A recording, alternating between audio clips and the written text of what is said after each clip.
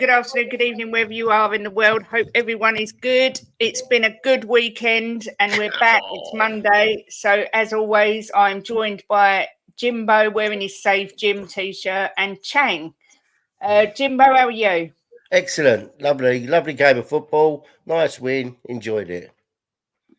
Good stuff. Chang, how the devil are you? It's been a wonderful weekend for me and my family. I couldn't have been happier with the outcome of our weekend's home league match against Crystal Palace. Although a lot of people will be wondering why haven't we kept a clean sheet just yet, but I'm not complaining about it.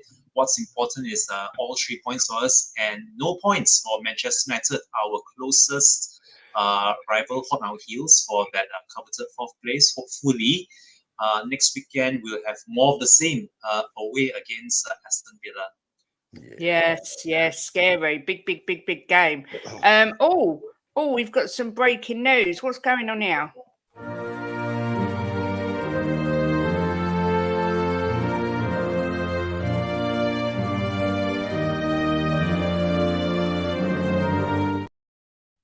Ellie's back! Hey. Woo! I love that. That was so cool.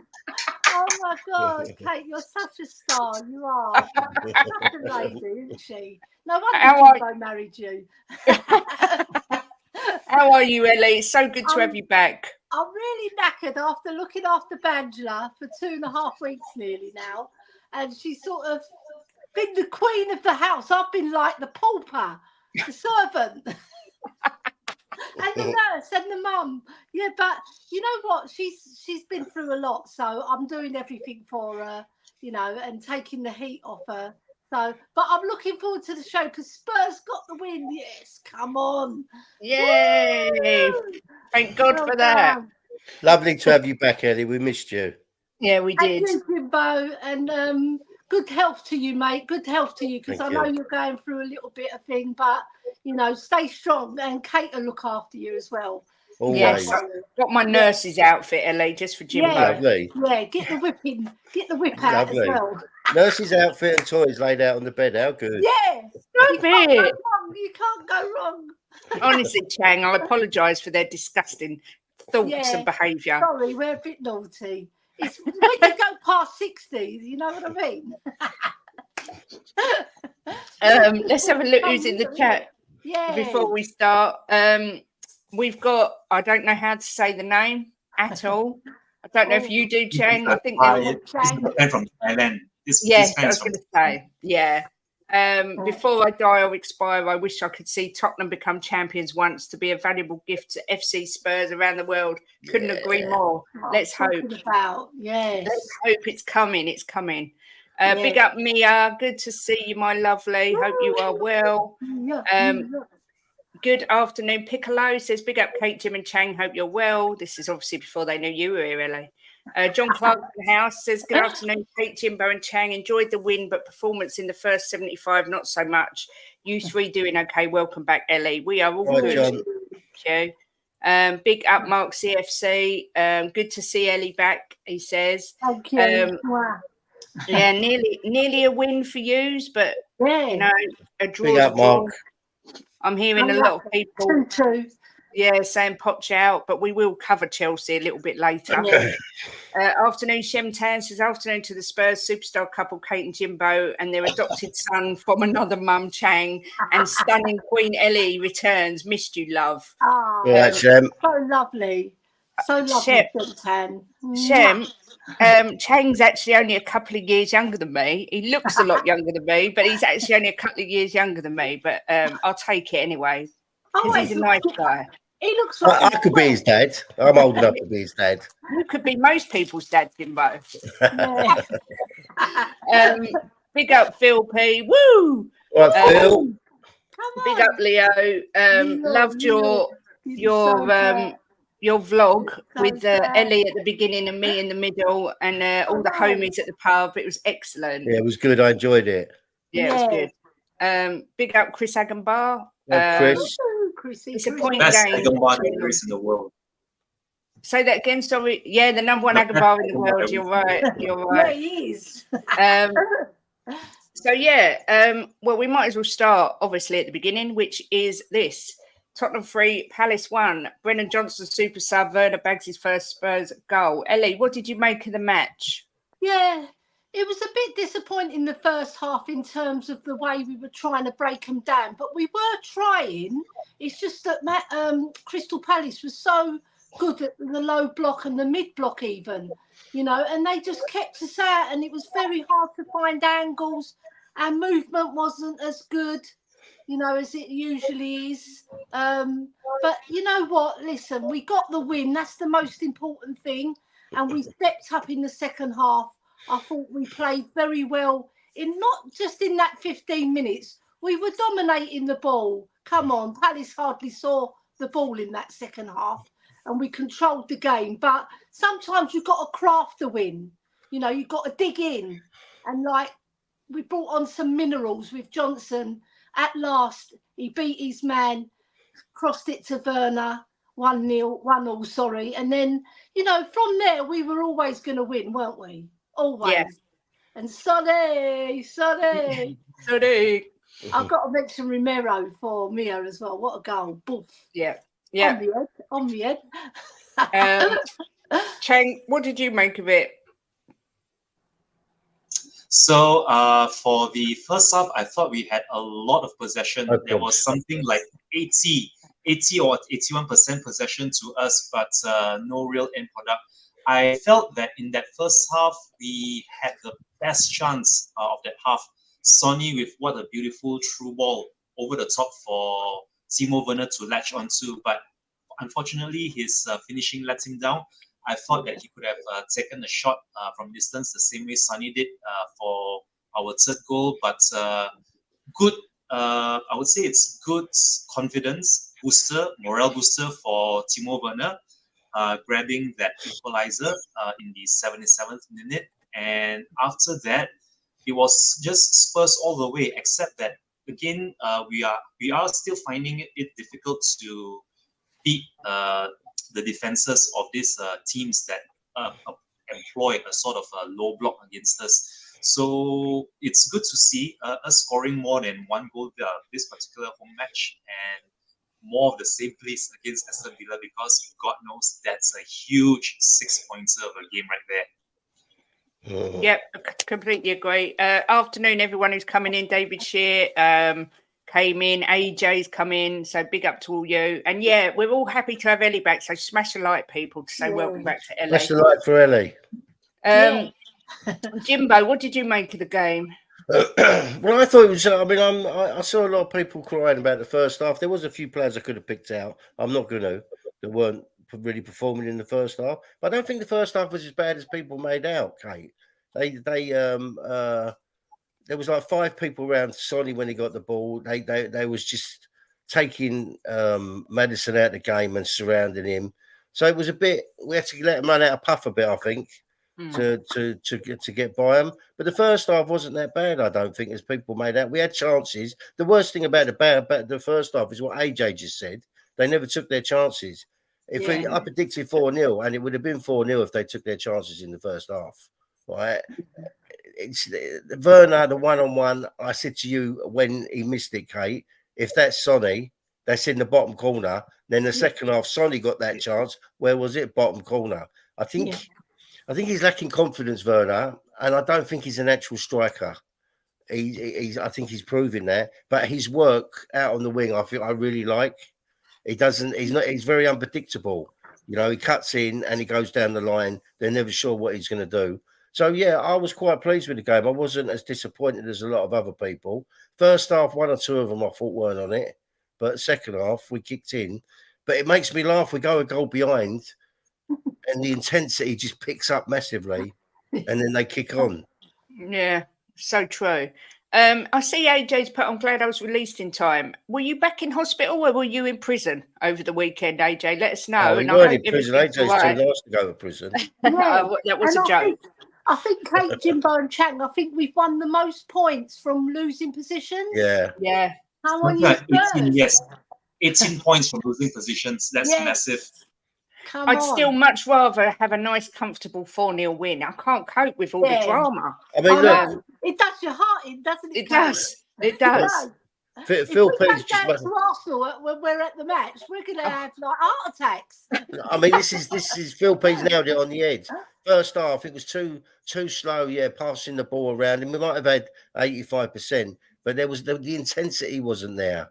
Yeah. And then the second half, once they scored, the intensity picked up, and we just mullered them.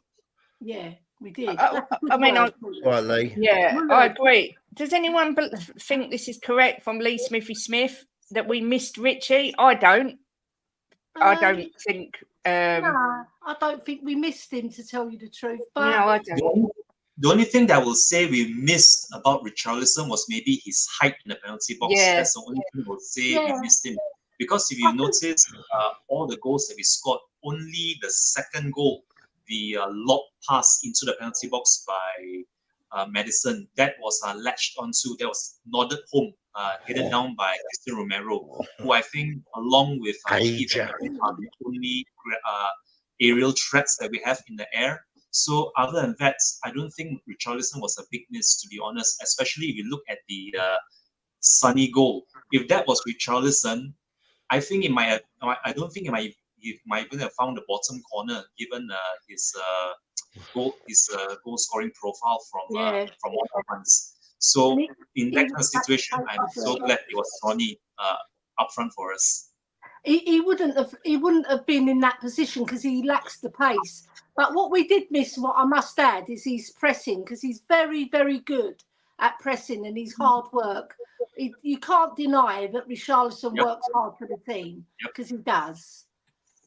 Yeah, he definitely does. I just don't think. Quality, but I didn't look at it and think, wow, if Richarlison was here, we would have scored more. But he does give us that height. A quick stat here: Tottenham forward Brennan Johnson has as many Premier League assists this season as Martin Odegaard, along with more than Man City's Jeremy Doku and Man United's Bruno Fernandes. Now, this guy is getting that unnecessary hate. Now, I do get it, but I do think he's better as a substitute. I do, because don't think he's quite ready yet, but he's a fantastic super sub for me. What do you think? People give him too much hate? Do you rate him higher? I think he's coming. He's a young kid. It's a big move for him, Nottingham Forest to Tottenham, right? And a completely different way of playing football. I don't think he's done that bad since he's come in. As we're going, I think he's getting better as he's going on. And yesterday, he come on and he impacted the game massively. And if you watch his goal, right, he went and took it off the defender, battled him to keep the ball, and then he beat another defender, and he put a cross in. That cross he put in was fantastic. They was all scared to touch it, the defenders, in case it went in the back of the net, and they all left it. None of them put a leg out, if you look, because they were scared to touch it. Because with them low crosses, that a defender can touch it and he put it in his own net, and they all left it. And Werner come in brilliant, and you see Werner, he stepped back, right, so the defender followed him out, and then he ran in, which was really good movement. I thought he'd done really well, Johnson, yesterday, and it's not the first game I thought he's done really well. I think he's warming up nicely. I think next season we'll see a different player, much better player. What are your thoughts on Johnson, Chang? I thought Johnson changed the game completely, although he didn't really particularly cover himself with glory with that early fluff chance, if you really call it a chance, because when the ball was fizzed in from the left by Timo Werner, it was actually Son who got onto the ball first, but because he couldn't latch onto it, that ball sort of trickled and found its way to Johnson, who was completely caught off guard, and he couldn't open up his body in time to make proper contact with the ball. And because of that sky chance, I was seeing all sorts of comments on social media and on Twitter and on Facebook saying that Johnson has been a waste of space. But credit to the lad, I thought he didn't let that fluffed opportunity get into his head. Rather than that, I thought he doubled down. The way he chased down Anderson, I believe it was, the way he chased down the Palace defender down to the corner flag on what looked like a lost cause, and then finding that cross, that pinged ball to the far post for Timo Werner to just tap it home. That was good from him. And again, that wasn't his only assist for the game. He also assisted Son as well for our third and final goal. Of course, a lot of their fans were saying that it was rather fortuitous that he even got the assist for that. But I think it's the tenacity that does it for me. It's him being in the right place at the right time and then getting involved. Just like for the first goal, winning back possession in a lost cause. That third goal was all he's doing, because if he doesn't make the challenge, if he doesn't go and engage, the ball doesn't fall loose for Son Heung-min to then run on to the goal to notch our third. So credit where credit's due. Brennan Johnson, you completely turned the game on its head. That was a very good substitute performance. More of the same, please, if you do come off the bench for Spurs from between now to the end of the season. Chang, you got to remember, right? The ball to come in was really whipped in quick, and he had a split second, and his body wasn't in the right position, right? Now that can happen to any striker. We saw that happen yesterday. It happened to Haaland. His one was even worse.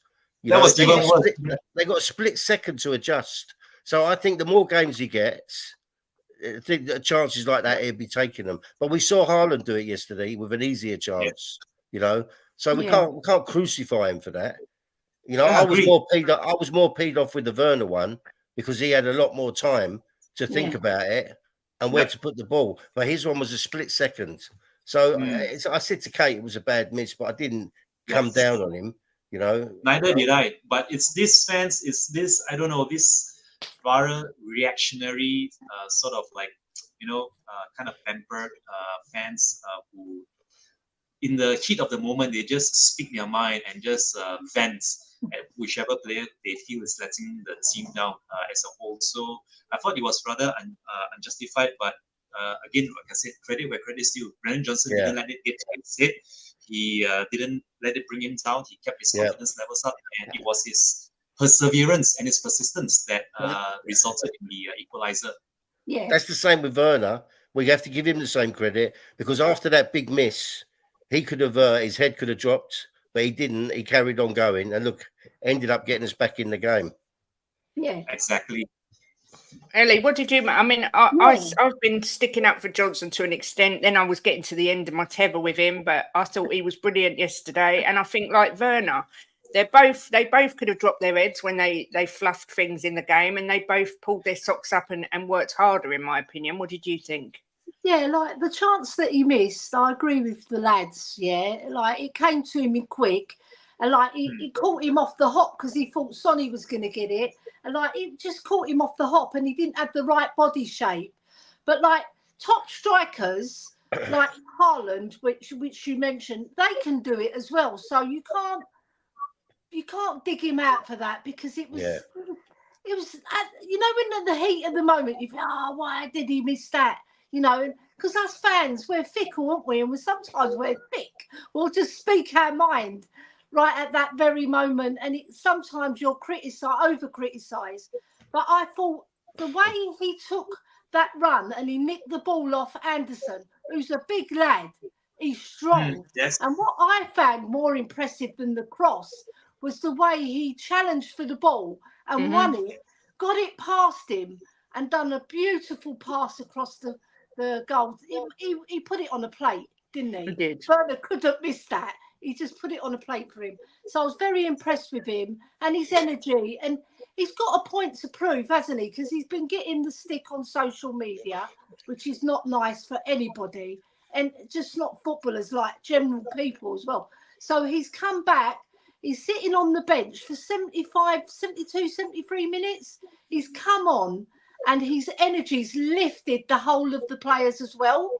That's not just him. It's his influence on that, putting that energy in, right? So I was very impressed with that. But I was also impressed with Werner, like you said, Kate, that he didn't drop his head, because he could have easily dropped his head and sulked. But you know what? German people, they're very resilient as well, aren't they? They're tough people. And I think he played, I was going to give him my man of the match, but Van der Ven at the back. Yeah. We'll talk about that later. But I just thought, just the way he is, you can see he's a bit sad. Like the way he celebrated the goal. All right, it wasn't his goal, but it was he made the goal, and you can see he's a little bit inverted in himself because he was like saying, "Look, I'm trying my best," you know. But I think he's really good as an impact sub. But I would keep him on the subs bench until the very time when Ange Postecoglou thinks he's ready for 90 minutes, because I don't think he's got quite the fitness yet. Yeah. You know, and the physicality to last. So I think that 20-minute spell, he can come on and really affect games and win us games, because he's won us 2 games now, because he got us back into this game. Yeah. Really. Without that goal, I think we lose. Yeah. You know? Yeah. So I'm happy with Johnson. You know, I mean, we have to remember as well, Werner's not he's not a natural goal scorer. No, he isn't. No. He isn't. And I think I like him out on that wing. I think he does really well, and he's very unpredictable. He's very unpredictable what he does. Yeah, one minute he'll have 2 players around him and he'll pass it to someone, and the next time he'll try and get by him. You never know. And he cuts in and he goes down the byline, you know, and he goes cuts in down the goal line. He's very unpredictable, and his movement's good as well. Yeah, I like him. I'm sorry, I know people are going to say to me I'm mad, but I like Werner. I don't think you're mad. You're right. His movement is good. His use of the ball is good, and he rarely loses the ball. Yeah. He hardly ever loses the ball, and he's very intelligent. When he receives the ball, he looks around, and if there's nothing on, he'll do a Kulu and pass it back. But at least he's kept the ball rolling. You know, he hasn't got the beat. If he thinks there's nothing on, he won't go for that byline. But if he sees somebody busting their gut, he'll go for it. You know. Yeah. He's a very intelligent footballer. Yeah, I agree. Big up Couva Bear. Lovely talking to you this morning. He's gifted 5 memberships, which went to Paddy Hartnett, legend, Nick Brown, Darren West, Luton Dan, and John James, which is all good timing because this Thursday's the members show. So you'll be able to come on and have your very much. Thank you, Couva. Big up Donna Cullen. Neil Shafton is saying you can teach speed and ball skills will soon catch up to his pace, which is often younger players' issues. Son is the example of not panicking and just making your mind up and shooting. Son is very clinical. He's the most clinical striker. I think he's even more clinical than Haaland. I know that might sound controversial, but I don't think so. I don't think it's controversial at all. He's fantastic. You know, the way he pins it in the corners as well, and the top pin, bottom pin. He's so accurate. You know when Sonny goes 1-on-1, the ball's going in the net. Yeah, 100%. Yeah, I agree. AJ was impressed with Werner. John Clark said respect to Johnson and Werner for not hiding when they miss chances. Agree. Very easy to drop your head and say, oh, you know, whatever. But they both were excellent, I think, in the second half. I didn't watch the game yesterday, but I'm very supportive of Brennan. He will get better. Sonny will be a big part of him getting there. Werner will be good for us. Give them time. Yeah, I think they need time. We are very reactionary as a fan base. I think they both need a bit of time. Royale was also very good, and Romero has 1 red card and yet to get yellow in 24. I've got a little thing to talk about that as well. Phil P says, is it any issue that nobody celebrated with Timo Werner, or was it simply that everyone just wanted to crack on? Well, Timo came out and said it was because it only made it 1-1 that we knew we needed to get another goal. I don't think there's anything else in it. Do you? Anyone? No, I think the whole team is close. I don't think there's anyone who's an outcast. No. Yeah. And you see, Sonny, his first instinct, he went and grabbed the ball out of the net and he ran to the halfway line. That's a true captain for you. Come on. And when Werner missed in the first half, Sonny went over and gave him a cuddle. And touched his head and said something to him. Yeah. So no, I don't think that's an issue, Phil. Said, don't worry, lad. You'll get the next one. Pottermac said, if as a defender, I wouldn't fear Werner or Johnson. There's no fear. You, maybe not yet, but I think they will get better. Yeah. I think they both will get better. So yeah. It depends what defender it is, because whacking Anderson's meant to be one of the best, and Johnson absolutely roasted him. So, you know, it is what it is. And he's had 9 goal contributions, I believe. Yeah. And the thing is, Kate, as well, you've got to remember the only proper goal scorer we've got, and I'm going to include Richie in this, right? Because he's not a prolific goal scorer. The only prolific goal scorer we've got is Sonny. So we're relying on other people to score goals. And I know Ange likes everyone to chip in, but we need another next season prolific goal scorer. Yeah, and I hear some fans, right, on other streams, right, in the chat or just on the panel, saying that Sonny's not prolific. I was, what are they watching? He got golden boot. He scores every single year. The only bad time he had was last season, but he still scored 13, I think, or 16, and that was when he had his problems, you know. So I think he's fantastic. Sonny? Yeah, Sonny's off the planet for me. There's nothing about Sonny I don't love.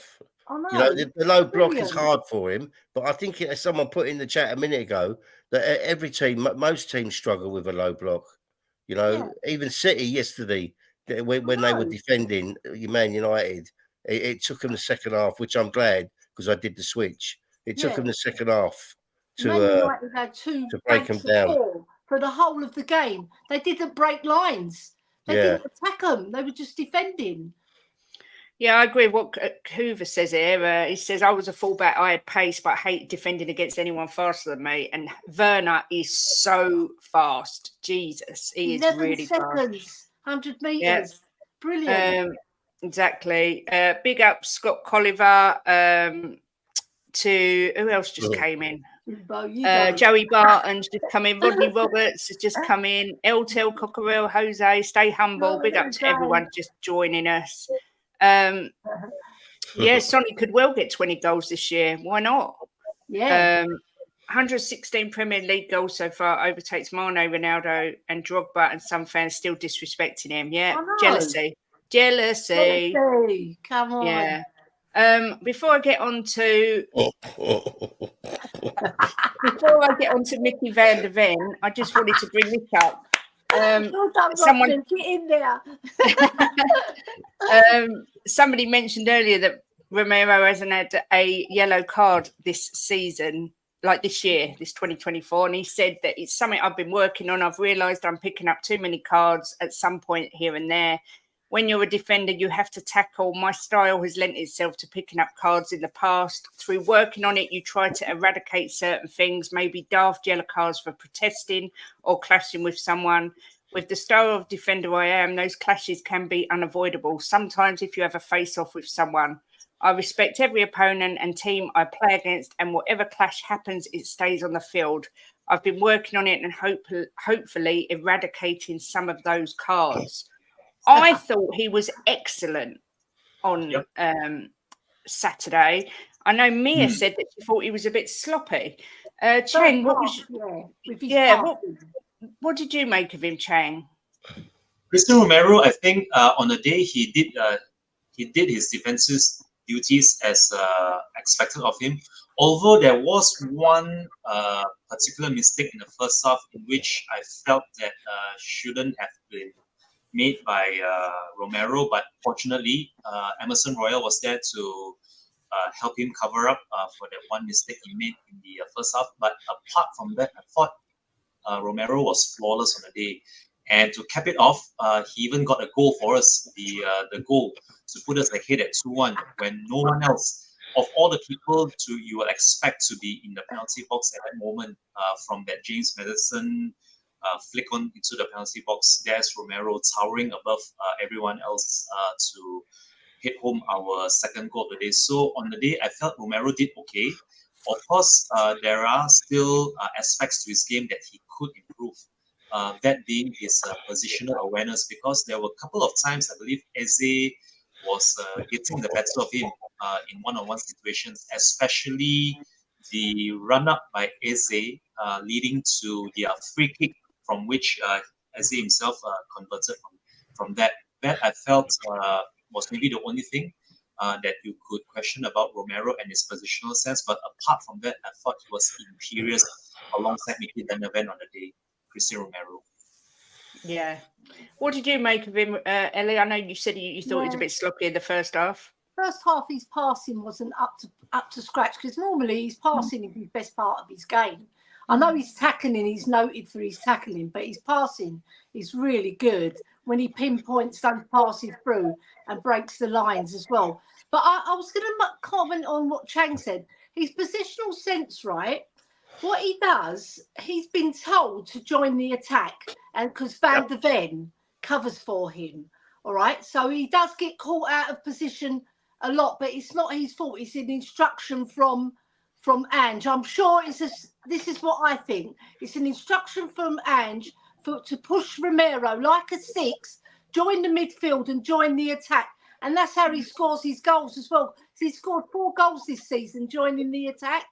Yeah. So I think what he lacks is possibly getting back in time. But then you've got VDV, and that is a deliberate ploy by Ange, because he knows that VDV is not as good as bringing the ball forward or as at passing and making that killer pass than Romero is. You know, but the first half bit sloppy. Yeah, he gave the ball away a few times, but the second half he reprieved himself with some really good defending, and what a goal! You know, to bust your gut to get, and what a brilliant flick by Madders as well to find him.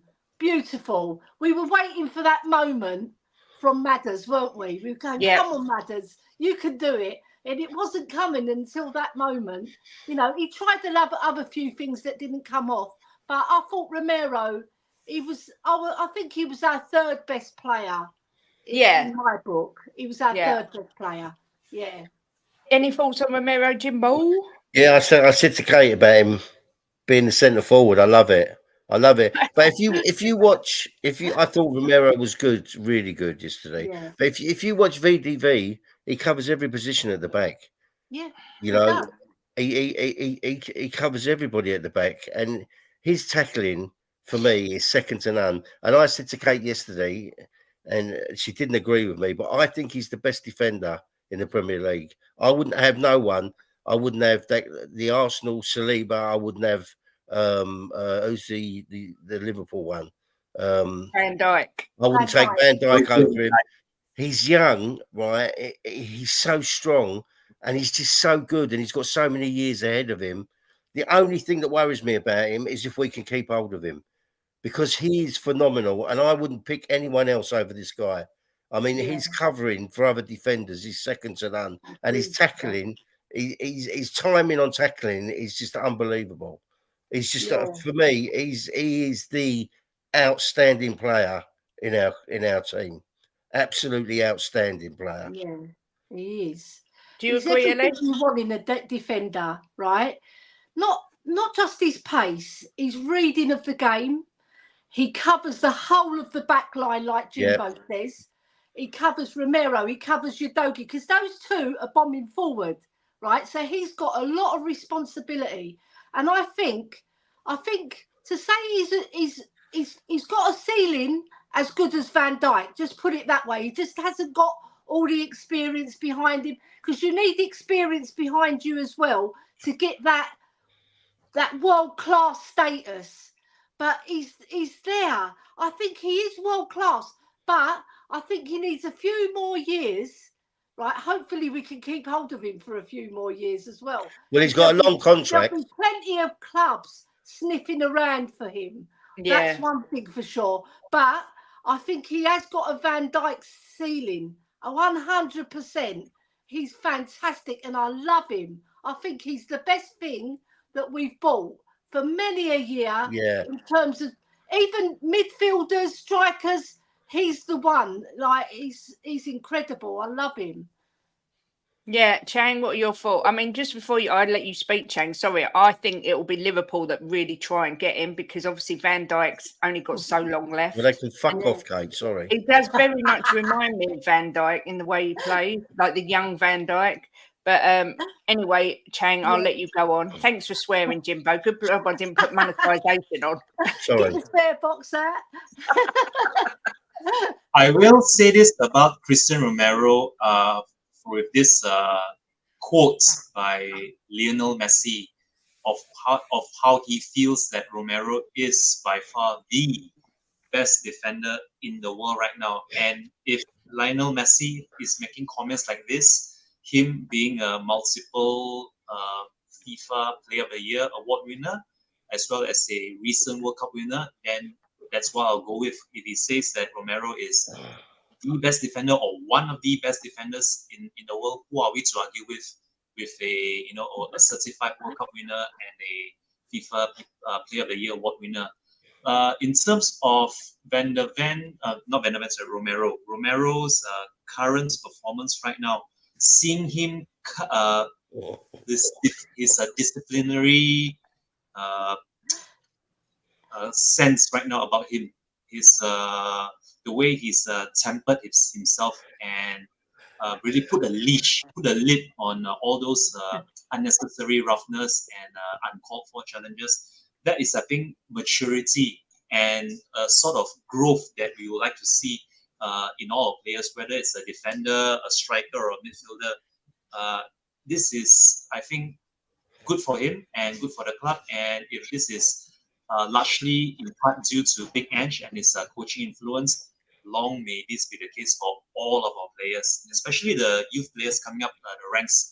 If they are to make a big statement and be part of the senior squad in future. Yeah. Ellie, what I will say, I agree with what you said. I think Van de Ven is probably the best signing we've done for a long time. Well, I'm going to say, Kate, I think he's the best defender we've had since Ledley King. Yeah. I would put him up there with Ledley because of the pace, the reading of the game, and anticipation. Because he anticipates so well what the other player's going to do, and he reads it, which I think is fabulous. What about Jan Vertonghen and Toby Alderweireld? No, I prefer VDV. I just think he's better. I do as well. Ooh. Yeah, I think he's got potential to be better. And that's hard for me to say because I loved Jan Vertonghen. Yeah, I really did. I liked Toby a lot as well, but I loved Jan Vertonghen. But to put him on Ledley's status and Van Dijk's status, he's up there. He definitely is. Yeah, I think he's, like I say, I think he's got the potential to overtake Vertonghen. For me, at the minute, I'm still saying Vertonghen's got the edge, but I think he is potentially one of the greatest signings we've made for years and years and years and years and years, and still so young. I hope he stays as long as Jan Vertonghen as well. Yeah, me too. We'll win things with him. Can you imagine Levy letting them go? I can't see that happening. No. Ellie, Wilton wants to ask you a question. It says, I watched the ladies yesterday and they are an improvement on the team of old, but two players I'm not sure about, Naz and Neville. What do you think? Oh, my God. Now, Neville's my favourite player, but she's been playing a little bit under par. She got taken off as well because I think she's got an injury because she's not running good. Ellie, can I just interrupt you there and just say that doesn't really mean a lot because your favourite player now is Højbjerg. So no, it's not. It's Bentancur. Yeah, Bentancur's my favourite player, but actually VDV might take him over, because he's been playing pants. Right. Anyway, with the ladies, Naz is all right, but she lacks physicality. She's only a small lady. She lacks a little bit of physicality. But she scored a few goals for us this season. But Neville, I think she's carrying an injury. I think she's playing through it. Because when I watch Neville, she's all combat. She gets in there. She gets stuck in. She's like the woman version of Højbjerg, but with more technical skill. Yeah? And that's not hard, actually. Right, but... I like her. I can't go against Neville because she is my favourite player. But do you know who is going to overtake her? It's Gracie Clinton. We've got her on loan from Man United, and she's broken into the England team and scored on her debut as well. And she's absolutely fantastic. Her skill set, I'm telling you, this girl is going to go really big in the England squad as well. She's brilliant. I hope we can sign her from Man United and they don't want her back because she adds flavour to our team and she adds so much. She works hard as well because some skillful players are a little bit lazy sometimes because they rely on their skill. but she's got it all. She works hard and she's got the skill as well. There we go. And Rodney, Chang, I don't know if you know the answer to this. How come the 2018 Spurs top is so hard to find and damn expensive, that green third kit? Oh, yeah. That's because of the historical significance that that third green kit has been for Spurs of late, especially the away win, both at Manchester City in the Champions League, as well as the infamous miracle of Amsterdam, where we came back from 2 goals down on aggregate to win that tie 3-2. So that particular green kit is a collector's item if you can get your hands on an original genuine copy. There are still copies of those on some auction websites, eBay especially, if you know where to look, or even I think it's not Give Me Sport. It's one of those jersey resellers. I can't quite recall that website, but if I do remember it, I will inform you. But yeah, that green third away kit, that is very much a collector's item, more because of its historical significance than anything else. If you like one, let me know, and if any of it do come my way, I'll be sure to inform you. Oh, Bless you, so Chad. lovely of you. I don't know if you've looked. Big up to Ben and Sim, whichever one it is. Hello, we're not worthy. We're not worthy. I'm worthy. No, you're not. If you go on Classic Football Shirts, there's a website called Classic Football Shirts. They do some good prices on older shirts. I get a lot of gyms from there. So keep an eye out on there. I'm sure his cards are getting expensive because Van der Ven is the nuts. He's rapidly becoming one of my very, very favourite players. He got theirs from Soccer Sports that year. Oh, okay. That's good. Yeah. So yes, we've talked about the Tottenham game. Forest Liverpool, I'm going to jump to. I was watching it and I said to Jim, what are they going to do? Just keep going on and on and on until Liverpool score. And that kind of is exactly what happened. That's what happened. That 99th minute, Liverpool get the goal. Jim, I'll come to you first. What did you make of the game? Well, I didn't watch the game. I watched the highlights, and they looked tired, Liverpool, didn't they? And they shouldn't really have got anything out of the game because I thought they should have had a penalty as well, right? But the City player went down in the box holding his head. So at that time, Nottingham Forest had the ball and was going on an attack, right? And he stopped the game. And then he took the ball off of them and give it to the Liverpool goalkeeper, who booted it up, and it ended up a minute later being in the back of the net. Now, I don't know where he got that from, because it should have been a Nottingham Forest ball. So that I can understand why Nottingham Forest threw their toys out the pram, because if that had happened to us, I'd have been throwing my toys out the pram. So, but lots of people are saying that they just wanted Liverpool to win the game, but I mean, I can't comment on that. I don't know if that's happening or what. But I thought it was really, really bad, and I understand why Nottingham Forest was so upset. Yeah, Ellie, did you see the game or the highlights? Have you seen any of it? I only watched the highlights like Jimbo, but there is some truth in that, Jimbo, because they do play a lot more extra time now, and it's come from the World Cup really, because they were. Do you remember it was 2 or 3 minutes? If you're lucky, you get 4. Yeah, but Ellie, it was 2 minutes over the extra time. Yeah. So what they do, they add on to the add-ons so that they create more excitement, because a winning team is better than a draw in terms of the Premier League and its status. And, they want one team to win. They've done it for Arsenal as well when they scored late goals. They've done it for us. So Liverpool are no exception. It's just that's the way the trend is going.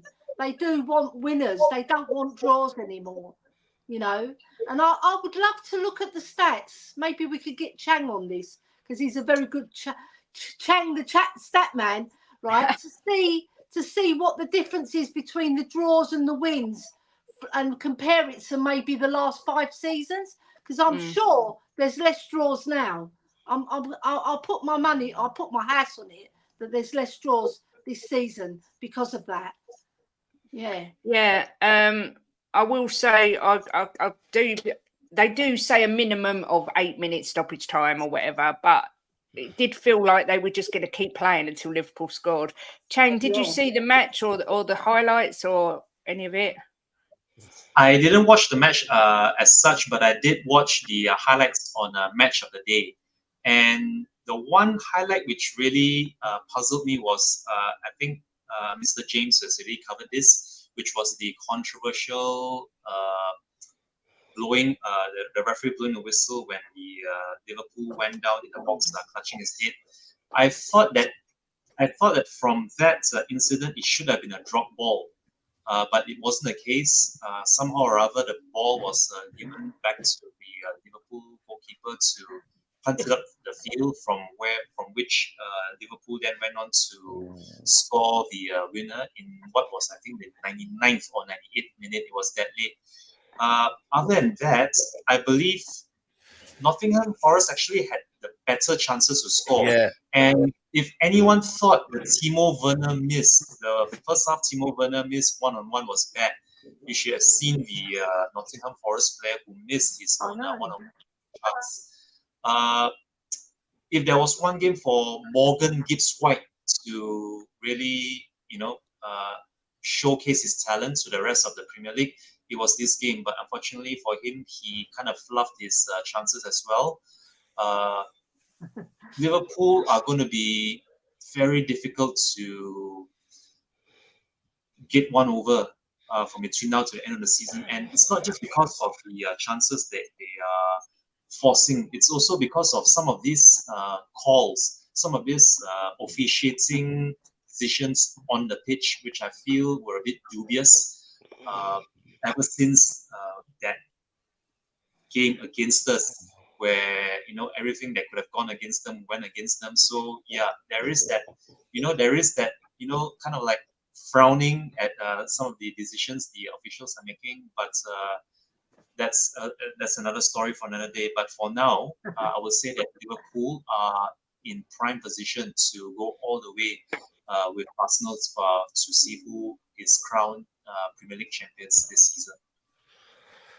Okay, that'd be what just Chang said. That would be good on a T-shirt. That's a story for another day. Yeah, but Chang made a good point there about Nottingham Forest missing some good chances, and that's the thing about this league. It's unforgiving.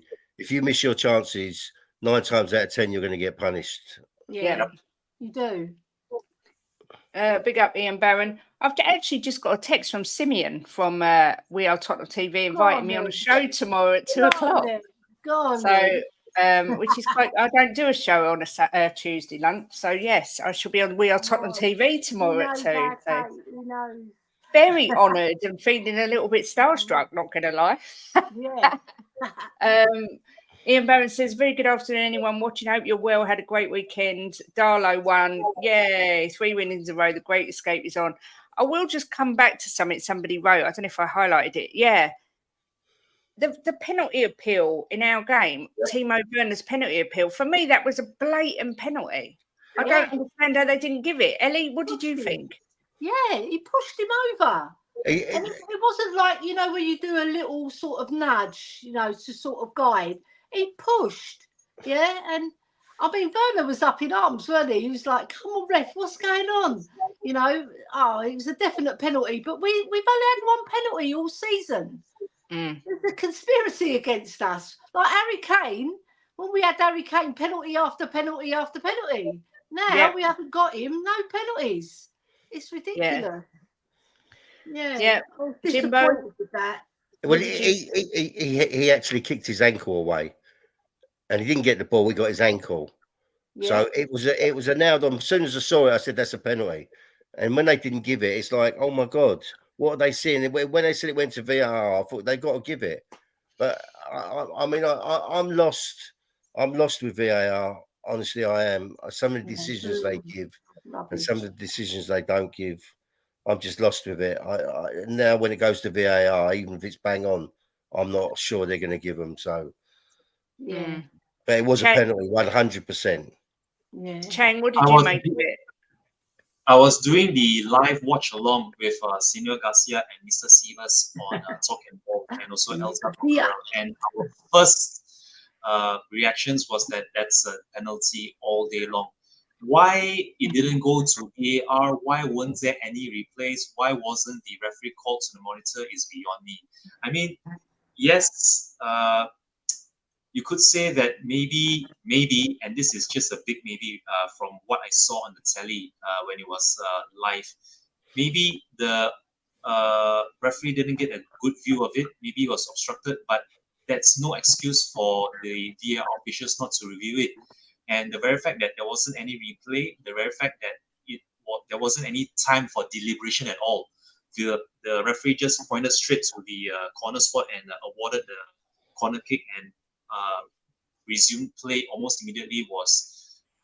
It's just got me scratching my head as to what do the league officials have against us ever since that Liverpool game, which I brought up a bit earlier on, where everything has been just going Liverpool's way now in terms of the decisions made by the officials on the pitch, and everything has been going against us almost in retrospect because of that one game. So I don't know. I mean, this officiating has got to stop at some point, because all the number of penalties that have not been awarded against us compared to the number of penalties awarded to maybe the likes of Arsenal and Liverpool and City and even United is the ratio is there for all to see.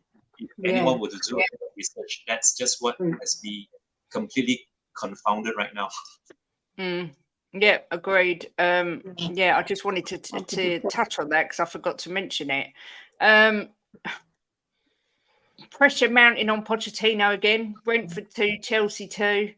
I don't actually know how he's still in a job, except for the fact that obviously it's all changed. Because if this was still under Abramovich, he'd have been sacked a long time ago.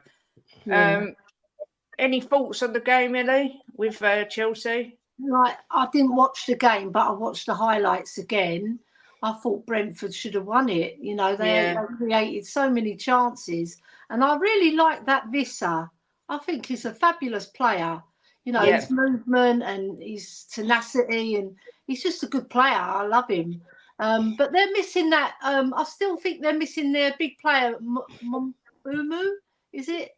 I can't pronounce his name. Mumbumu. Or is it? I'm not. Mbeumo. I don't think he's back yet. But the thing is, I only watched the highlights, so I can't really make an accurate judgment because highlights can be a bit deceptive sometimes. Right? But from what I saw, it looked like Brentford were the more dominant team. I just think Chelsea have lost their way, haven't they? They lost the League Cup final to kids. Pochettino, you're right. He's lucky to be in the job still. He's in the FA Cup. They beat Leeds, so that gave him a little bit of another reprieve. He's a bit like Ten Hag. Whenever he needs to get a win to save his job, he'll get one. So let's see how he goes in the FA Cup, because I don't think he'll probably get to the final and lose it again. I don't like to put that on Poch, but it's a likelihood. Sorry, Poch. Chang, any thoughts on the Chelsea result or Pochettino or anything like that? So I watched the highlights of this match as well on Match of the Day, and I'm going to bring up an interesting statistic. Despite what you may have seen, the highlights, the official statistics for this match is that Chelsea actually had 70 possession on the day. Wow. Against 30 for Brentford. So they were actually having more of the possession. But in terms of the shots on target, Chelsea had 6 compared to Brentford's 5, and 6 shots off target for Chelsea and Brentford each. So the chances were there for both teams to go for the winner. It's just a shame for Brentford not to have hung on to the lead when they were 2-1 up in the 69th minute. And credit where credit is due, I believe Disasi That's if that's how I pronounce his name. He's notched his first league goal of the campaign, and that has pretty much saved Pochettino's job for now. But I wouldn't lie, the pressure is definitely mounting on Pochettino. If you were to compare his spending, the spending that Chelsea has spent in the last couple of years, especially in this summer where they thought they really had a chance with Pochettino at the helm, but unfortunately he's still finding it difficult to get a working team. The dynamic still isn't there. The cohesiveness in their play is still somewhat lacking. So yeah, the pressure is definitely on Pochettino, and I doubt it they would fire him immediately. It's not like he's borderline relegation form right now, the way Graham Potter was before his sacking. So there is still time for Pochettino to salvage this season. Although I would say that window of opportunity is getting ever so smaller by the day or by the week. Yeah, I mean, Jim, any thoughts on Chelsea? I mean, I've only got two things to say, Kate. I've got two things to say. One of Brentford's goals was absolutely brilliant, the overhead kick. And Chelsea's canteen, where they eat their food, must be absolutely fantastic, because Poch just looks like a little dumpling now. That's all I've got to say. Yeah, he's put on a bit of poundage. Yeah, I think their food must be excellent. I think he's not doing himself any favours with these statements he's making after the game, like saying it was a good point. So it's 2 point. It's a point gain, not 2 dropped. Not doing himself any favours, is he? Come on, this is Chelsea. You're not, you're at a club with high expectations. I don't know. Yeah. I had a dream that he got sacked and came back to Tottenham the night before last. But who knows? I don't know what's going to happen. But Kate, it was a disaster waiting for it to happen for him going to Chelsea. It had the bad feeling. I'm not saying it because I'm a Spurs fan and he was our manager, but it had the bad feeling straight away that when he went there it was going to be a disaster. He's not a Chelsea manager. No, he's just not. He's not. You know what made me laugh as well, Kate, Jim Burnshang, right, is when that Chelsea fan said, "We've got Tottenham in the dugout. What do you think we're going to do?" He's going for it. He's going, "Tottenham in the dugout. What do you think we're doing here?" One of the guys on the top 6 messaged me and he said, "Tottenham giving us Poch is like me giving you a sexually transmitted disease." That's what he said to me. They're not happy. They're very, very, very not happy. He's not far wrong, is he? No. But yeah, that Vista, I agree, is a good little player. Brilliant. So obviously, Garth Crooks. He looks like Garth Crooks a bit. He does a bit, yeah. Obviously, we've got Luton 2, Villa 3. A bit gutted. I thought Luton were going to nick it. We was watching it. I was absolutely devastated, actually, when that third Villa goal went in. Yeah. I hope and pray that they stay up, Luton. I love watching them. I love their spirit. They never give up. What did you think, Ellie, of the game and the highlights? Again, I watched the highlights, and like in my score prediction on Jose's channel, right, I put 2-2, and then that bloody Luca Digna when he scored in the last minute, a little sod. I was really cursing because I was thinking, yes, I'm going up the league, but I think Villa probably were the better team on the day, but you can't argue with your assumption that, Luton, they go to the final whistle, don't they? They put every single ounce of sweat and blood on that pitch, but they just lack that final little bit of quality to get them over the line a lot more times than they have. They've lost games where their effort should have won the match, but it's the quality in key areas, But, they try hard, but they've got a little bit of quality. They've got Ross Barkley, who's a decent player, and they've got that Morrison who'll work like a Trojan for the club. That Chong looked good as well. Yeah, and he's very good. He's very good on the ball. There's certain areas they're good in, but not the whole team as a unit, and that's why they're losing games a lot. They leave themselves exposed going for the winner as well, So, yeah, I think Luton will be all right, though. I think they might survive just from the lack of it, the effort that they give in matches, they'll get a few more results than the other teams. I just think they'll survive. Yeah. Chang, what did you think about Luton and Villa? Just immediately after our final whistle on the live watch along, talk about, was chatting with Senor Garcia and Mr. Sievers about this upcoming game. This Luton and Aston Villa game was the next match immediately after ours on a Saturday evening, and we were all hoping for Aston Villa to drop points, and that was very nearly the case until the 89th minute. Luca Dean with that late winner for Aston Villa. From what I saw on Match of the Day, on the balance of play, I think it was rather even. Both teams had chances to win it, but I felt that Luton were robbed of a point at the very least for all the effort and all the bravado that they put on display.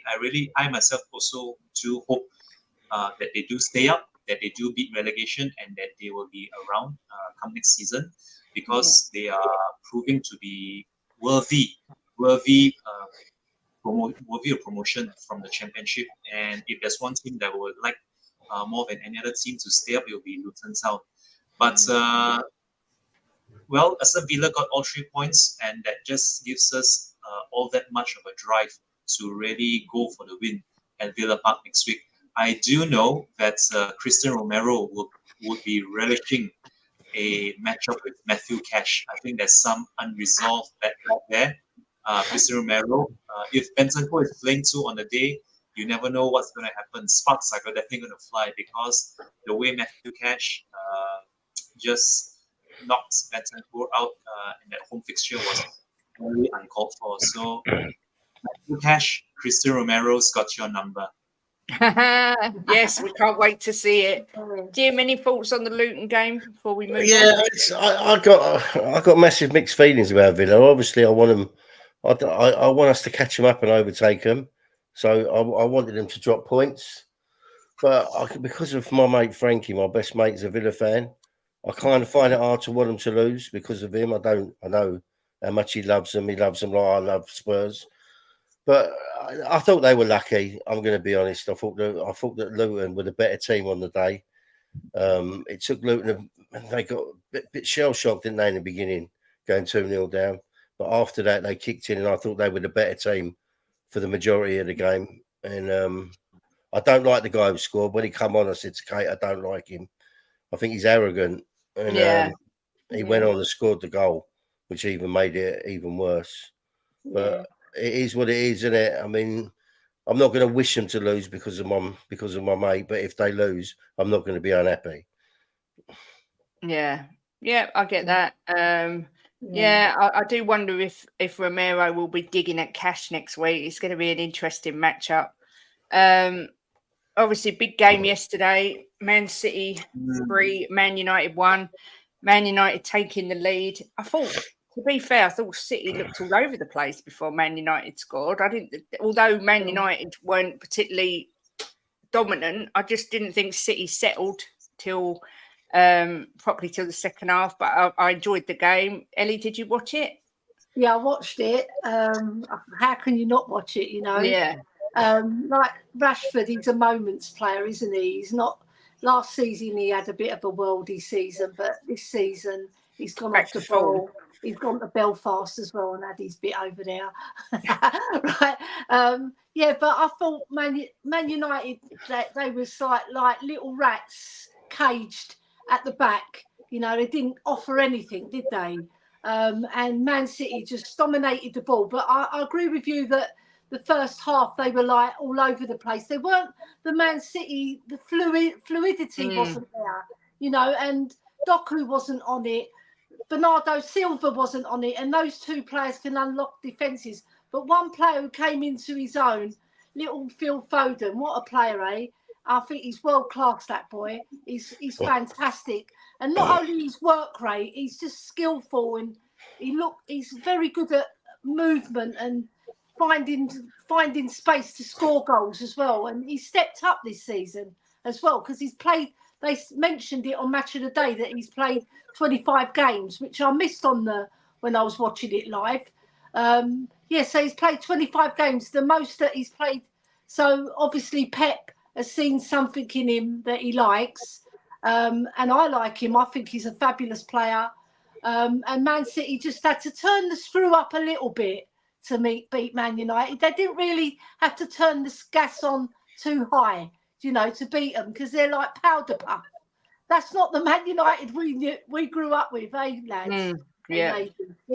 So I just think they just bowed over and let them win, And Man City, they will always take their opportunities. They'll never come out of a match with very rarely they draw. I mean, Chelsea got a draw up there, but they're really brilliant at home. And I just thought Man United were powder puff. Very disappointing. Yeah. I did think Rashford's goal was phenomenal, I have to say. Brilliant. It was fantastic. Phil Foden, he was the difference between the two teams for me. He was incredible. Chang, what did you think of the game yesterday? Well, this game, unfortunately, I wasn't able to watch it live, but I did watch the match of the day 2 highlights earlier this afternoon over my lunch break. I'm just to read out some statistics to just show how dominant Manchester City were over United. City had 8 shots on target compared to United's 1, and they had 8 shots off target to Manchester United's 1, on top of having 74% of the possession. That just shows how dominant City were against Manchester United. And if it wasn't for that worldie of a belter from Rashford, I don't think Manchester United would have even registered a shot on target, because that was the only shot on target that they registered against Manchester City, from which they scored.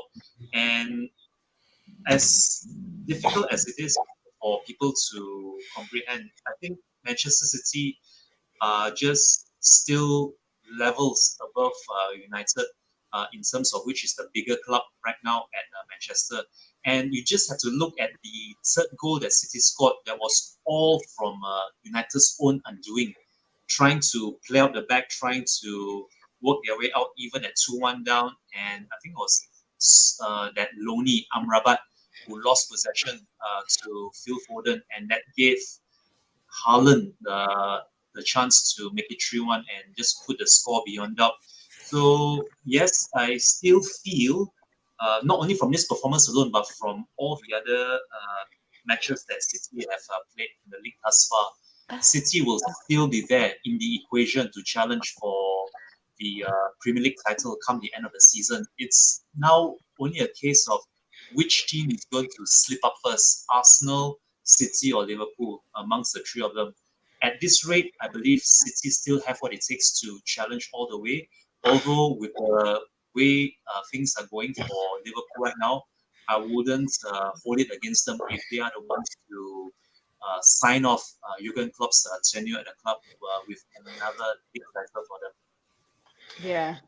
Jim, what did you feel? I just got to say, the first thing I want to say, I don't know if Ben's on. Hang on. Sorry, I was just going to say, David Shearer, I couldn't agree more. I thought Rashford's goal was brilliant. Then he disappeared. He was invisible until he went off. Go on, Jimbo, sorry. I don't know if Ben's on today because I haven't seen him. So no, he's not. He's not. All right. So we haven't got to worry about time. No. All right. I was going to say, people are saying to me that about having mates and they want in their teams, but my mate Frankie's been there and stepped up for us when we've needed him many, many times. So I can't wish anything bad on him, and that includes his football team. I'm sorry. It's just the way I am.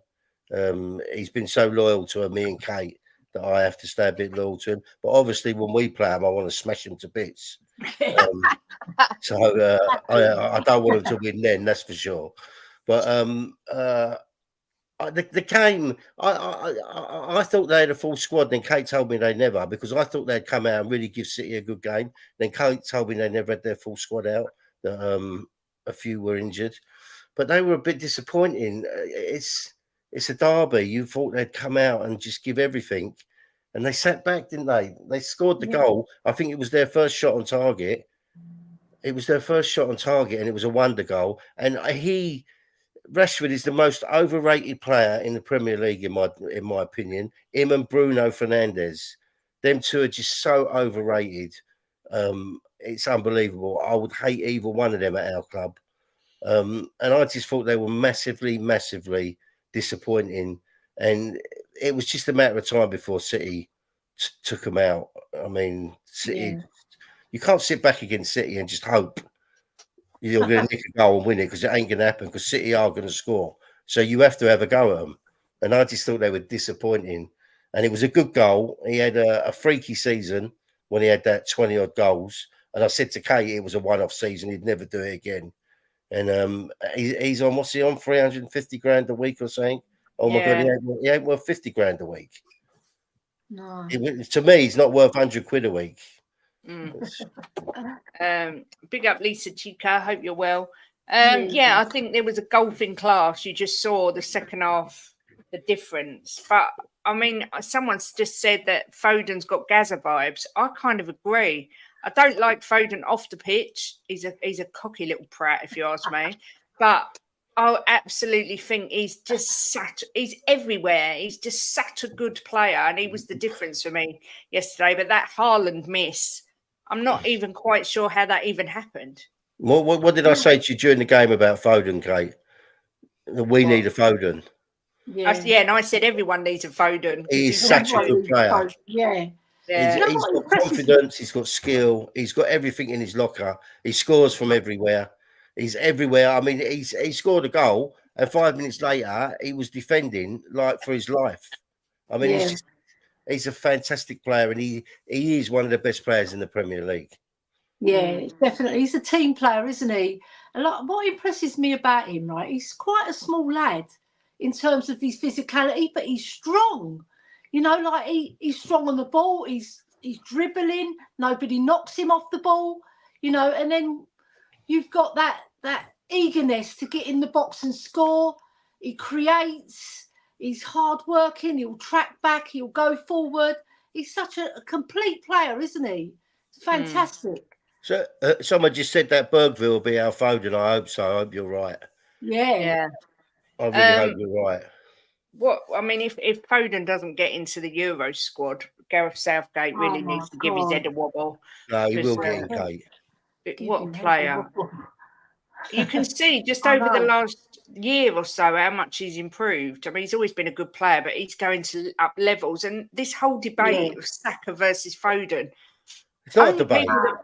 Only people that think Saka is better are Arsenal fans. I've not seen anyone that's not an Arsenal fan say it. Foden's got more about his game. Yeah. And he doesn't stay on the wing. He moves about. His movement is fabulous. You can't talk about him in the same breath. I'm sorry. They're not in the same league. Foden's head and shoulders above Saka. Yeah. Yeah, I agree completely. Henderson will play instead of Foden. Yeah, probably. Afternoon, Stuart. Hope you're well. Good to see you.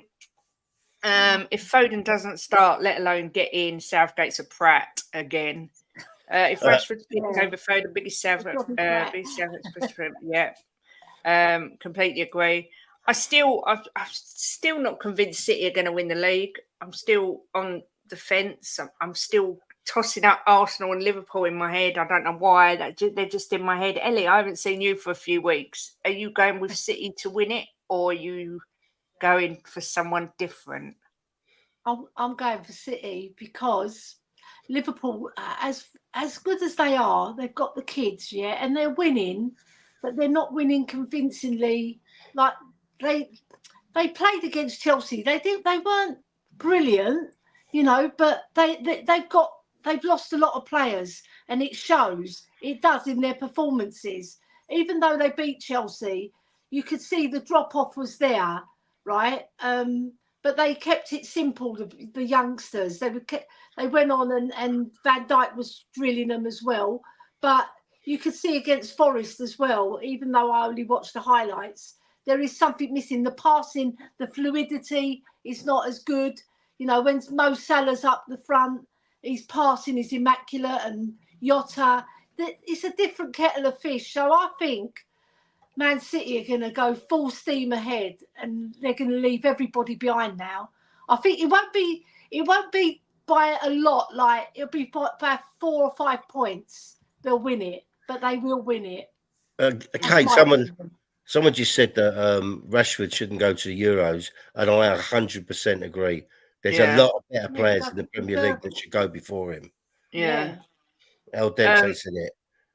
Are you still saying that City are going to win the league, Chang? I know you've been saying the same as Ellie, that you think City will go on and win. I know it's hard, but every week it can change, or your opinions can change. So, if my money was on a team to win the Premier League, it would still firmly be on City. I still feel that they have that experience, that know-how, and also just the drive to go on and win the league.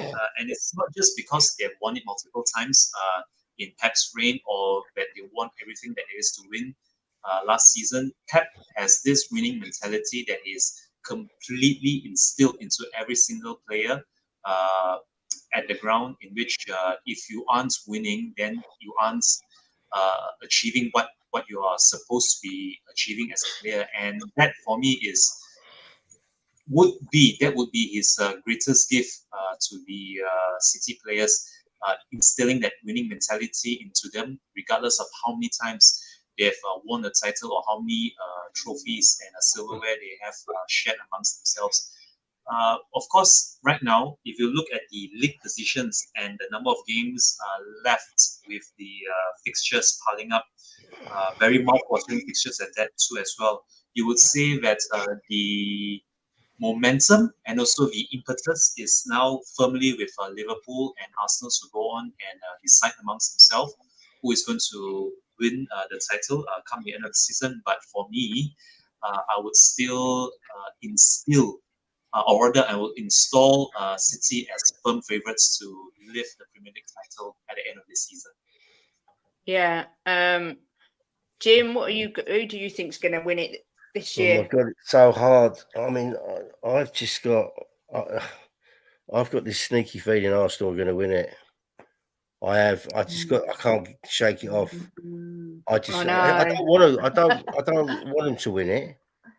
But I've got the same thought in my brain. I just think they look so bloody good. I just think, well, someone put in the chat a minute ago that we've got a massive say in it, which we have. Yeah. I mean, my dream is to beat Arsenal at Tottenham, especially us being there, right, next to the Arsenal fans, so I can give it to them, right? Not only that, it's to derail their season for if we beat them. I think it'd derail their season if we beat them. But you know what? I just got a sneaky feeling they're going to nick it this year. But it's so hard to pick. But I agree with Ellie. Out of the three, I think now I would put Liverpool at the bottom of the three. But City look really good. And you know what City are like? Once they go on a run, they just don't lose, do they? No. So, but we've got a massive say in it because we've got to play all three, haven't we? I mean, Liverpool are doing well with their kids, but how long is that sustainable for? Because they were lucky to get away with that win against Forest. I don't care what anyone I think if we played the team that played yesterday, I think we'll beat them. Yeah. Yeah, look, Jimbo, a few weeks ago you were saying we're winning the league. Now you're saying that lot down the road. What's the matter? I know, I hate it, but you know what? I can't say we're going to win the league anymore because we're too far behind. But you never know. If they all lose a couple of games and we win a couple, we're back in it. Well, we know that Arsenal ain't going to lose tonight, I'm sure, with Sheffield United.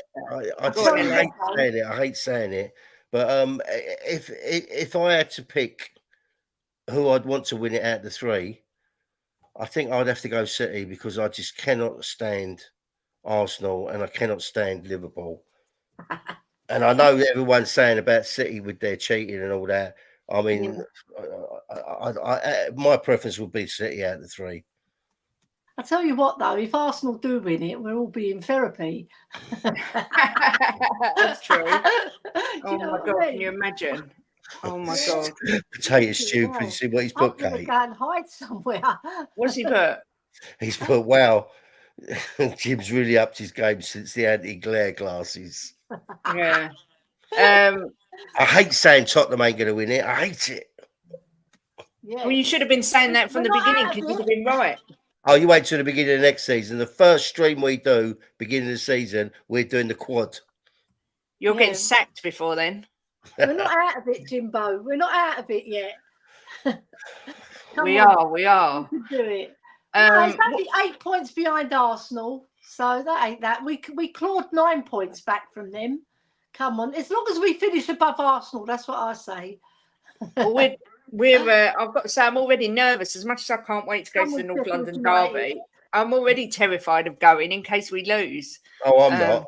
Oh, I'll be screaming from the rooftops. We're going to win.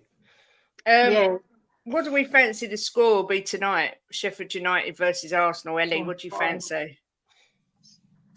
I want Sheffield United to win, but I can't see it. I think it's going to be 4-1 to Arsenal. 3 or 4-1, but 4-1. Chang, scoring for fun, aren't they? Yeah. Chang, what do you fancy the score tonight for Sheffield United? I predict that Arsenal will win this comfortably by maybe 3-1. I really can't see them letting slip any more points between now to the end of the season, especially against teams that they are fancied to win on paper. So this is going to be an Arsenal win. Although, and I will say this because I want to add something on to what I said about Liverpool earlier and their very dubious on-field decisions. I have a sneaky feeling Arsenal are going to get yet another penalty somewhere or other, or they're going to nick a goal from maybe another well-worked set piece, because that seems to be the way how they break the deadlocks. But I think regardless of whether or not they get a penalty or if they score from a dead ball situation, Arsenal are still going to win this game comfortably, as much as I hate to say it. Jim, I think it'll be 5-1 to Arsenal tonight. Myself, what do you fancy, Jimbo, for the game tonight? Well, can I just say, Kovac just put in there that he'd prefer Liverpool to win it because me too. I agree with Kovac because of City behind it. But the thing is, this is what I think. I just think that Liverpool fans, right, apart from a couple, I mean, Revernight seems a really nice guy. Apart from a few of them, most Liverpool fans, I can't stick them, honestly, because they just when they win, everything's like rosy and shiny. When they lose, they make every excuse under the sun. They never sit back. I've never seen a Liverpool fan sit back and say we deserve to lose. It's always an excuse in there, right? And Man City fans, you never see them gobbing off. You know, you just don't. You do. Trust me, you see it on the top 6 all the time. They're always gobbing off. I haven't seen it. They sit there. I mean, I love LB to death. I absolutely love LB. He's one of my favourite YouTubers. Yeah. But he sat there and said, we don't need to be noisy at the ground because we know we're going to win. And I just think that's the most arrogant attitude. And that is a terrible attitude to have as a football fan. Can we just fuck it up. I'm going back. Tottenham are going to win the league. I can't fucking say it. We're going to win the league. Tottenham boys, we are here. Honestly, I can't have it. Any of them three. I can't. I'm going to stick with Spurs are going to win the league. The bollocks to it. Okay, but what do you think the score's going to be tonight? They're going to believe us. They're going to believe us. They're going to believe us. We're going to win the league. 5-0 Sheffield United. Oh my God. Jimbo spot on about Liverpool City to win all day long. Uncle Jim, are we still in the title race? Yes. Uncle Jim? Well, yes, we are. Yes, we are. Like Cooper said, we're in it and so you're not. Yeah. City are doomed when Pep leaves. Well, it'll be an interesting. It'll be interesting to see who they bring in, because who do you replace Pep with? But I want Liverpool. Only thing I hate about them is that bloody Hassam. Hate to see him win it, but better than Arsenal. Do you know what? He's a great guy. He just knows how to get YouTubers going. But he's a great. I really like Hassam. I'm not going to lie. I do really like him. I called him the Mickey taker, but I like him as well. He's brilliant. The Mickey, but he does it in like when he goes a donkey. A donkey. You are a donkey. He's a good guy. And when I was poorly, he messaged me straight away to check we was all right. So I've got a lot of time for Sam. But he does know how to trigger people, and that's a gift in itself. Kuva says, haha, love you, Jim. It's so hard for the words to come out my mouth when you ask me, right, about other teams winning it, because I don't like them and I just love Tottenham so much. So I'm sticking with it till we can't win it no more. Spurs are winning the league. Finished. Come on. My sensible head's gone. My delusional head's back. Colin's right. The Premier League's cool. Arsenal could easily lose. It is one of the... anything could happen in the Premier League. We've seen it 1,000 times. Someone could get sent off. Something crazy could happen. Who knows? I love delusional Jimbo. Come on. Yeah, God. Delusional Jimbo thinks that's 8 inches, Ellie. He says to me that's 8 inches, apparently. Oh, dear. I won't do a comeback with that because it's a family show, but I could do a comeback. But I won't. A family show. It's not safe on Just a Girl Loves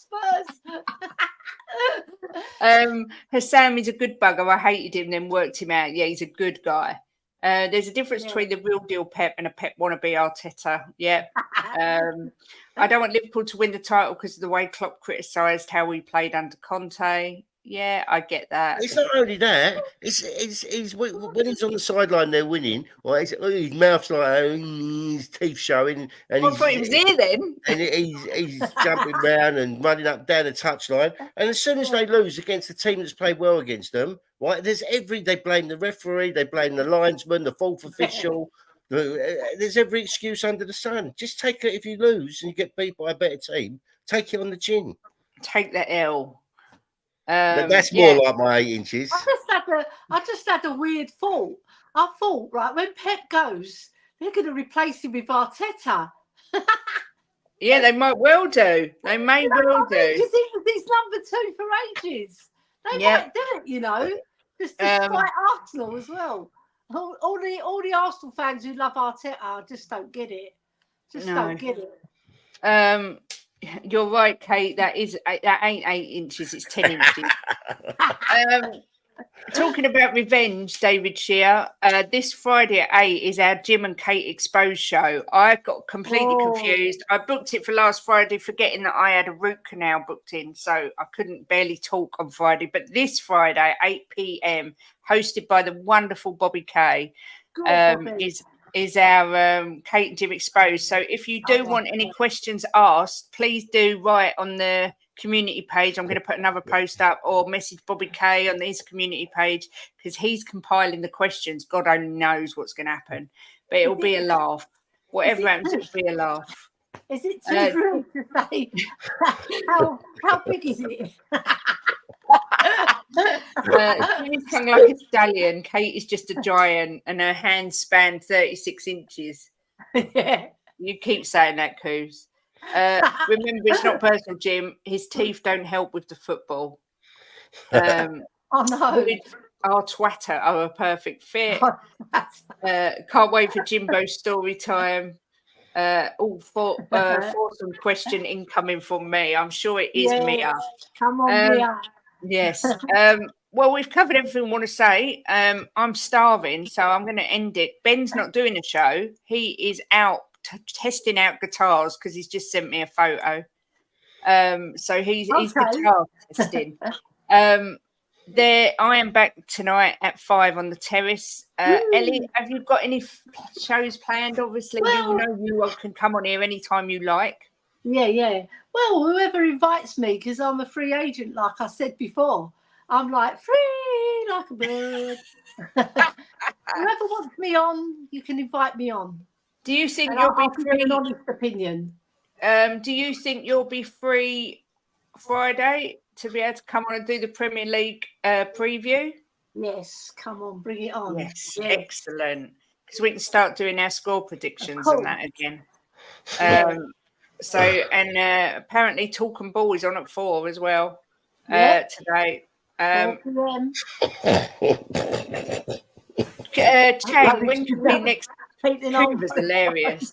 Honestly, Coover makes me absolutely... He made me spit my tea out today and nearly made me spit out my Weetabix as well. He is so funny.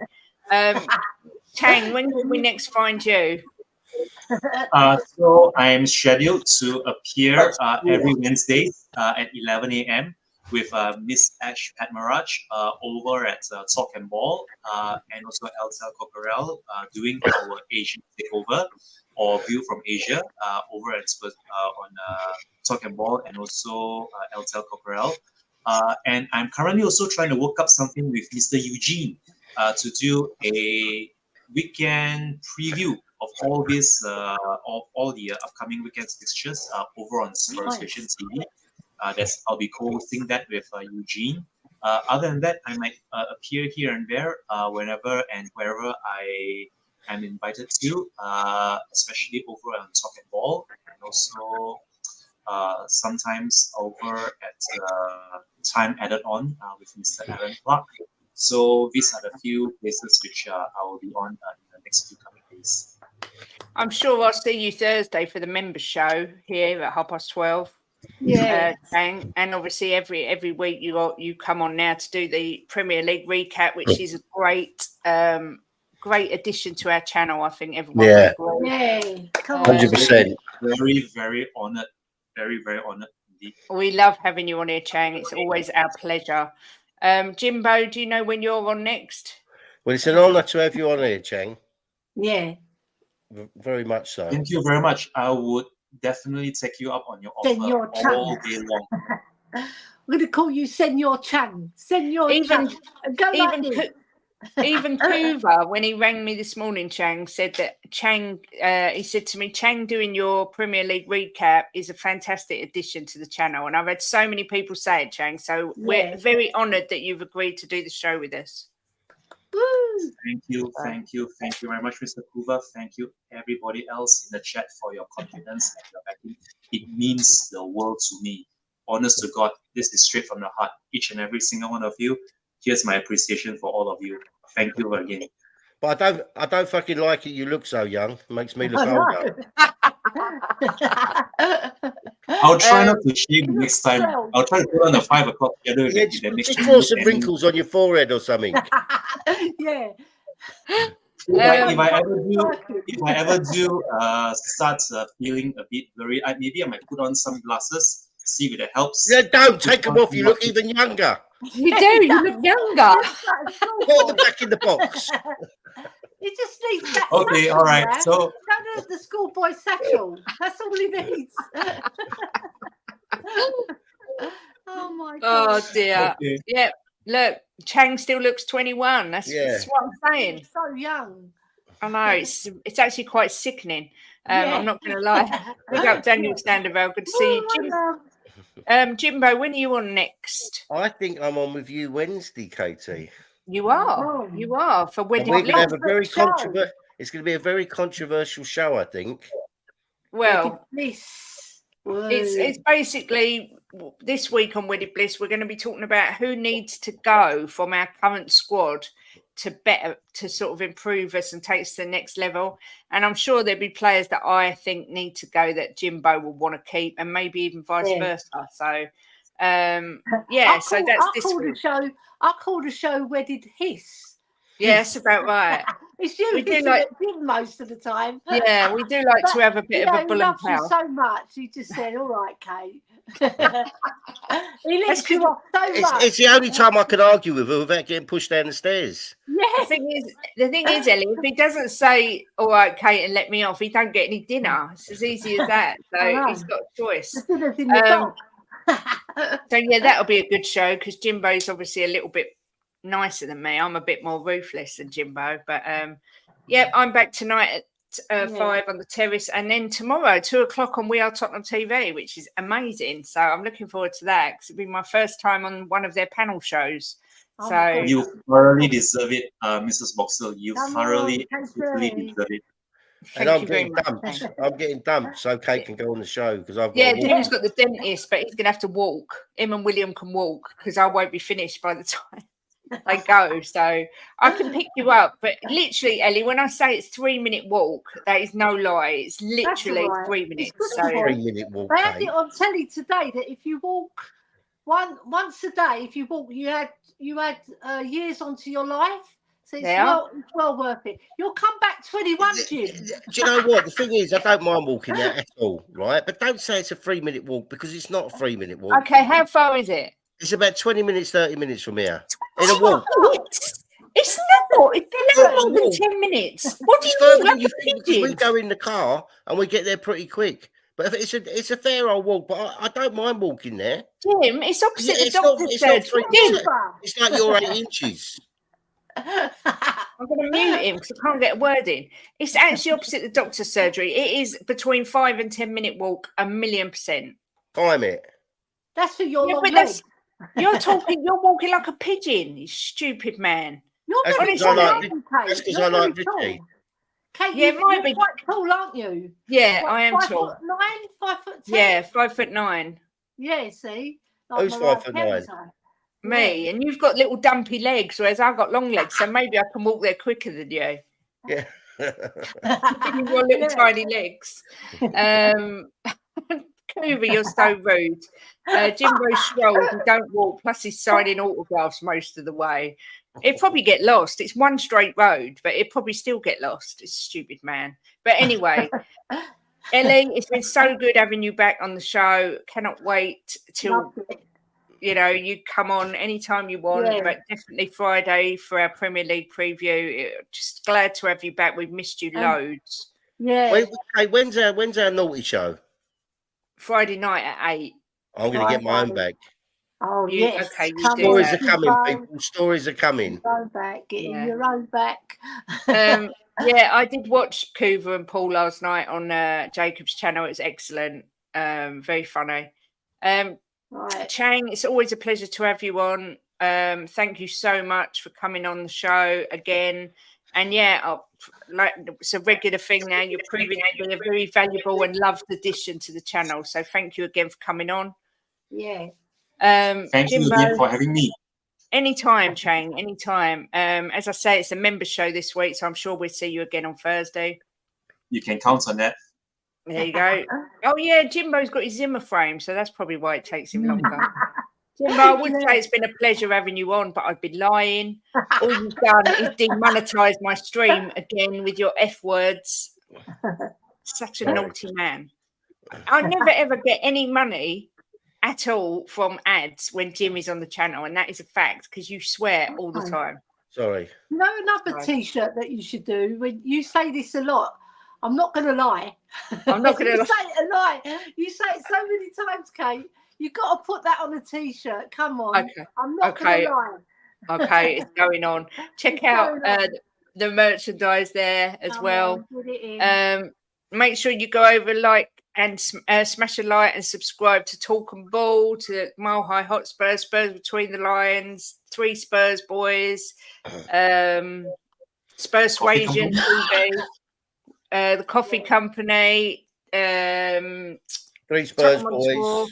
Yeah, all of the channels, United Spurs of America, particularly the smaller channels, we've got to stick together. Yeah, Mile High Hotspur, and yeah, make sure you go over and smash a like.